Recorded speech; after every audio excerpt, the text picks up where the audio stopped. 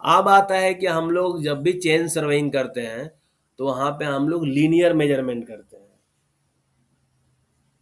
Sir distance निकालने जैसा question तो नहीं आएगा ना। मान लो अगर ऐसा दे दे क्वेश्चन, डिस्टेंस निकालने का क्वेश्चन नहीं आएगा, तुम्हारा चेन सर्वेइंग से न्यूमेरिकल वगैरह आ सकता है। चेन सर्वेइंग से न्यूमेरिकल वगैरह आ सकता है। नहीं तो सिंपल मान लो पाइथागोरस थ्योरम सबको पता है ना, पाइथागोरस थ्योरम या ट्रायंगल वाला है, कुछ क्वेश्चन दे सकता है सिंपल कैलकुलेशन वाइज, कि एक एंगल दे देगा मान लो 30 डिग्री, बोल देगा कि एक पॉइंट ए बी सी है, ठीक है, बोल देगा कि एक पॉइंट ए एस्टेब्लिश करना है, एक पॉइंट ए एस्टेब्लिश करना है जो सी से 30 डिग्री का एंगल बना रहा है, सी से 30 डिग्री का एंगल बना रहा है। और दूसरा क्या, कि जो बी से है वो 60 मीटर के डिस्टेंस पे है, कि बी से 60 मीटर के डिस्टेंस पे है, तो बोल देगा कि उस जो पॉइंट है ए है उसका सी से दूरी बताइए।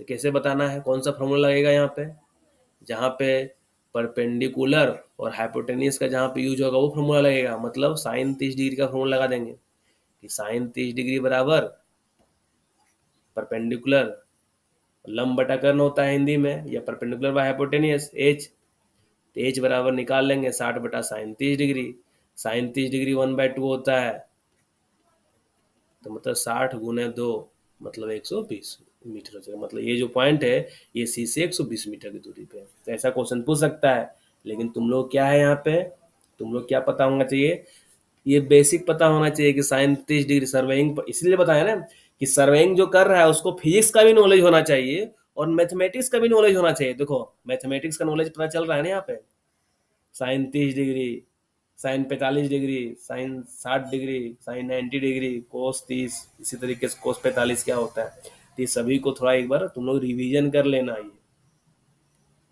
अब आता है कि लीनियर मेजरमेंट मेथड, हम लोग लीनियर मेजरमेंट कैसे कर सकते हैं, इसका अलग अलग मेथड है, या तो हम लोग डायरेक्ट मेथड यूज कर सकते हैं, या हम लोग ऑप्टिकल मीन्स यूज कर सकते हैं ऑप्टिकल मेथड, या हम लोग इलेक्ट्रोमैग्नेटिक मेथड यूज कर सकते हैं, ठीक है। तो डायरेक्ट मेजरमेंट में क्या होता है, in the case of direct measurement जो डिस्टेंस होता है ना वो actually measured on the ground होता है, या तो हम लोग चेन या टेप की मदद से या किसी अदर इंस्ट्रूमेंट की मदद से हम लोग एक्चुअली जो है डिस्टेंस ग्राउंड में मेजर करते हैं। जबकि ऑप्टिकल मेथड में क्या होता है कि हम लोग टेलीस्कोप से, जैसे मान लो चांद का दूरी, सूर्य का दूरी कैसे निकाला है, ऑप्टिकल मेथड यूज करके, वहां से ऑप्टिकल टेलीस्कोप वगैरह के थ्रू, ठीक है। जैसे जैसे हम लोग इस तरीके से टेक्योमेट्री पढ़ेंगे या ट्रेंगुलेशन पढ़ेंगे तो वहां पे भी हम लोग ऑप्टिकल मेथड यूज करते हैं। और इलेक्ट्रोमैग्नेटिक मेथड में क्या होता है कि वहां पे हम लोग या तो रेडियो वेव, लाइट वेव या इंफ्रारेड वेव, ये वेव जाता है, ये जाएगा वहां जो अपना ऑब्जेक्ट रहेगा, जो टारगेट रहेगा उससे टकराएगा, फिर वापस रिफ्लेक्ट करेगा। तो ये इलेक्ट्रोमैग्नेटिक मेथड होता है। तो हम लोग जो डिस्टेंस मेजरमेंट करने का टेक्निक है वो 3 टेक्निक है, डायरेक्ट हो गया, ऑप्टिकल हो गया, या इलेक्ट्रोमैग्नेटिक है। तो सबसे जो इजी है डायरेक्ट मेजरमेंट का, पेसिंग हो गया, पेसोमीटर हो गया, पेडोमीटर हो गया, ओडोमीटर और स्पीडोमीटर हो गया, और चेनिंग हो गया।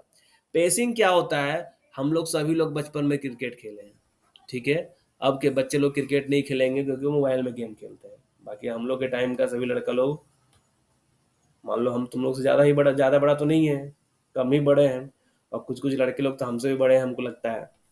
तो हम लोग क्या है अपने टाइम में क्रिकेट खेले। तो क्रिकेट खेलने खेलने के लिए क्या, वहां पे हम लोग चेन या टेप लेके जाते थे कि विकेट स्टंप इधर भी लगाना है, स्टंप इधर भी लगाना है। वो क्या था कि रफली किसी को बोल दिए चले गए, चलो देखो 22, मतलब ना 22 डेग नापो, ऐसा ही रफ लैंग्वेज में, लोकल लैंग्वेज यूज करते थे। 22 यार्ड होता है, ठीक है ना। तो अपना चला अंदाजा से, हाँ हो गया, यहाँ स्टंप गाड़ दो। वो क्या कहे, हम लोग सर्वेइंग करते थे, सोचो हम लोग कब से सर्वेइंग करते हुए आ रहे हैं, लेकिन पता अभी चल रहा है कि अरे वो भी तो सर्वेइंग था। तो वो क्या था, वो टेक्निक ही पेसिंग था। यही जो टेक्निक था यही पेसिंग था। पेसिंग में क्या होता है, the ability to pace distance is very useful. रास्ता नापना, अगर कोई रास्ता भी नाप रहा है तो सर्वेइंग हो गया, सोचो। अगर एक्चुअल में रास्ता नाप के बता दिया तो। अब कैसे निकालते थे, क्या कितना डिस्टेंस है, अगर उसको पता है कि एक जो स्टेप है, अगर मान लो उसका 1 यार्ड का है, ठीक है, तो अगर 22 स्टेप चलेगा तो 22 यार्ड हो जाएगा, ठीक है। तो इस तरीके से डिस्टेंस निकाला जा सकता है।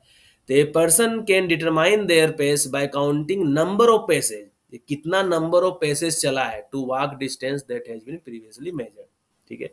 अब वो व्यक्ति कैसे निकाल सकता है कि अपना उसका क्या बोलते हैं पैर का एक कदम चलता है, स्टेप कितना है, एक स्टेप कितने का है।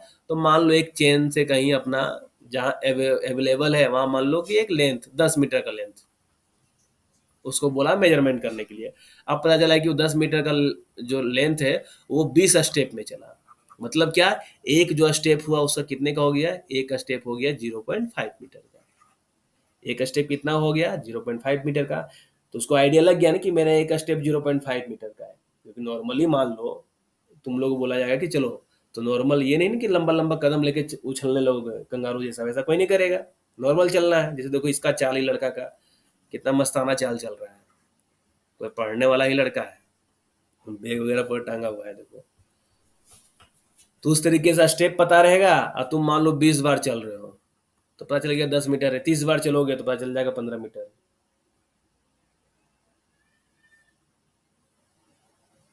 हाँ हाँ, हम सारा क्वेश्चन डिस्कस करेंगे, ठीक है। हम क्वेश्चन एग्जाम में हो सकता है कि एग्जाम में वो सब क्वेश्चन आ भी जाए, क्योंकि झारखंड माइंस इंस्पेक्टर करता है, गूगल से भी खोज के दे देता है क्वेश्चन, ठीक है।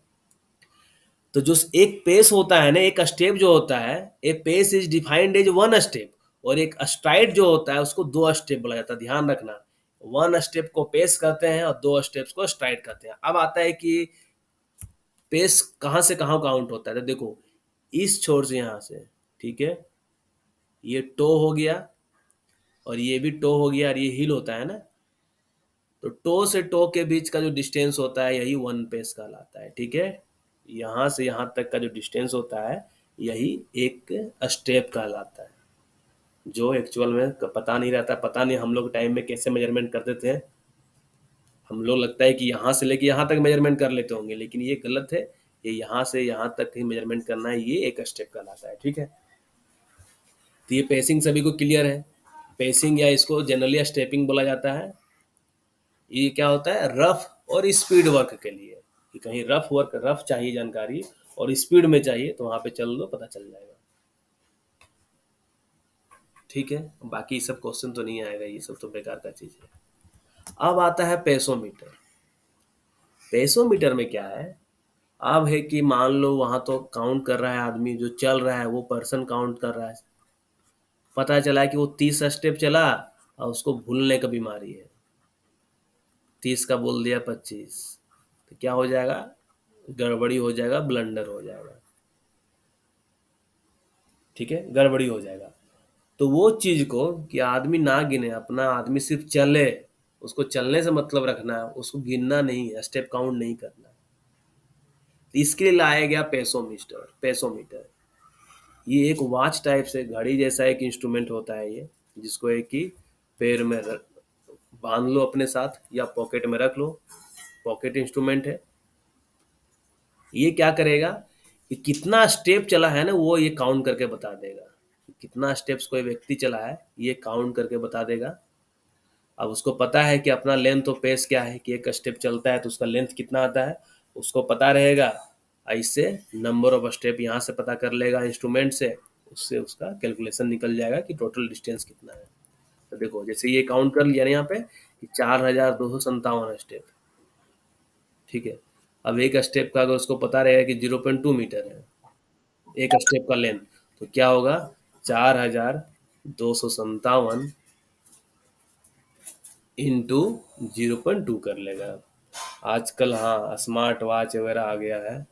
तो देखो पहले के टाइम में आदमी लोग ऐसा ही करते थे ना, तो ये पेसोमीटर हो गया। तो पेसोमीटर क्यों लाया गया, पेसोमीटर एक स्टॉप वॉच जैसा इंस्ट्रूमेंट है जो पर्सन अपना पॉकेट में रख सकता है या अपने पाँव में अटैच कर सकता है। ये क्या करेगा, ऑटोमेटिकली रजिस्टर करेगा नंबर ऑफ पैसेज। अब हो सकता है क्या होता है जो स्मार्ट वॉच वगैरह क्या होता है कि तुम चलो भी नहीं, लेकिन हाथ को ऊपर नीचे कर दो, उससे भी वो काउंट कर लेता है। तो हो सकता है इसमें भी वैसा गड़बड़ी हो कि आदमी, लेकिन ये है कि आदमी को पॉकेट में रखा हुआ रहेगा, तो आदमी जितना बार चलेगा उसको काउंट कर लेगा। इसी कारण क्या हो जाएगा कि वो जो गड़बड़ी होता था ना, वो नहीं होगा, ठीक है। स्ट्रेन नहीं पड़ेगा, किसी आदमी को तनाव में नहीं रहेगा कि हमको काउंट करना है, वो आराम से कर इसको चल देना है। तो ये पेसोमीटर होता है। अब आता है पेडोमीटर। पेडोमीटर में क्या किया गया है, इसमें और सुधार किया गया है कि यहाँ पे स्टेप का भी तुमको नहीं सोचना है कि तुम्हारा स्टेप का लेंथ क्या है। ये ऑटोमेटिक पेडोमीटर है ना, ऑटोमेटिक तुम्हारा नंबर ऑफ स्टेप्स ही बता देगा कि कितना नंबर ऑफ स्टेप्स चले हो। और साथ में ये तुम्हारा एवरेज पेस लेंथ क्या है, कि एक स्टेप ले रहे हो, उसका एवरेज कैलकुलेशन करके वो एवरेज स्टेप लेंथ से मल्टीप्लाई कर देंगे, तो हम लोग टोटल डिस्टेंस निकाल लेंगे। टोटल क्या निकालेंगे, डिस्टेंस निकालेंगे। देखो कैसे कैसे तरक्की हुआ है। पहले आ गया पेसोमीटर, सेके पहले आया पेसिंग, सेकंड में आया पेसोमीटर, थर्ड में आया पेडोमीटर। तो ध्यान रखना, पेसोमीटर पहले है, उसके बाद पेडोमीटर है, क्योंकि अगर हो सकता है पूछ देते एग्जाम में, गलत हो सकता है।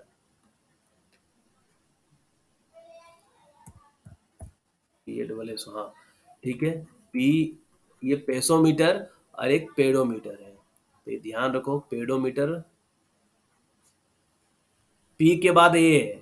ए पहले आता है अल्फाबेट्स में, और ई बाद में आता है अल्फाबेट में। तो पहले पेसिंग आ गया, उसके बाद पेसोमीटर आया, हुआ पेडोमीटर आया। पेडोमीटर में क्या है कि डिस्टेंस, नंबर ऑफ स्टेप्स और एवरेज पेस लेंथ क्या है, दोनों को कैलकुलेशन करके वो बता देगा तुमको इतना डिस्टेंस चल रहे हो, ठीक है।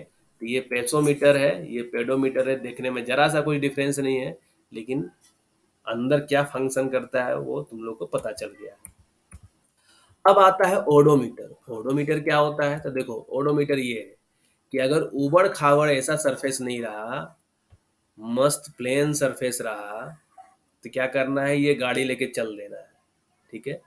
अब ये क्या करेगा, इसका हमको रेडियस पता रहेगा। तो हम लोग जानते हैं कि एक बार अगर ये मूव करेगा तो 2 पाई आर चलेगा। जैसे मान लो साइकिल, साइकिल में अगर हम लोग ओडोमीटर फिक्स कर देंगे, गाड़ी का कैसे हम लोग पता चलता है कितना डिस्टेंस कवर किया हुआ है। इसी तरीके से ना, वो एक बार डिस्टेंस कवर किया मतलब 2 पाई आर, गाड़ी का रेडियस उसमें फिट कर दिया गया है कि उसका टायर का रेडियस क्या है, व्हील का रेडियस क्या है, उसके अकॉर्डिंग वो मल्टीप्लाई करके निकाल देता है। तो ओडोमीटर उसी तरीके से, कि odometer is a wheel fitted with A fork and handle, wheel is graduated and shows A distance per revolution, की एक रिवोल्यूशन क्या है तो कितना डिस्टेंस कवर किया है। इस कारण उसमें डायल रहता है, जो नंबर ऑफ रिवोल्यूशन को वो कैलकुलेट करता है, कि एक मान लो ये 10 रिवोल्यूशन लिया है, तो जितना रिवोल्यूशन लेगा तो 2 पाई आर, ठीक है। 10 बार लिया हुआ है तो 10 × 2 × पाई इंटू आर का वैल्यू मान लो जो भी उसका रेडियस रहा। अगर रेडियस मान लो 0.5 मीटर हुआ, तो इतना डिस्टेंस हो जाएगा।